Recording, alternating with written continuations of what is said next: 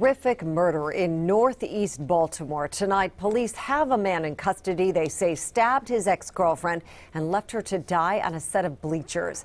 WJZ is live at City Police Headquarters. Rick Ritter has the chilling documents and speaks with the victim's family. Rick? Mary, charging documents show that Jasmine Morris texted one of her friends to say she was meeting with her ex-boyfriend for one final conversation. That turned into a gruesome murder, and we want to warn you, some of these details are extremely graphic. That's it, man. Kimmy Morris is at a loss for words. His little girl, Jasmine, whose face could brighten up any room, was brutally murdered in northeast Baltimore. She's an angel. She's an angel, and I'm quite sure people that know her or knew her will say the same.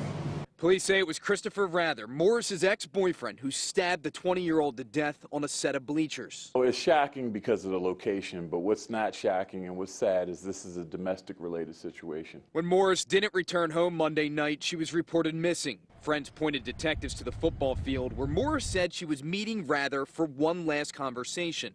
Charging documents obtained by WJZ state the victim was found in a kneeling position hours later with her head down in a pool of blood and her hands bound with rope as she was suffering from trauma to the neck. Some sort of argument took place and the victim, Jasmine, was stabbed to death.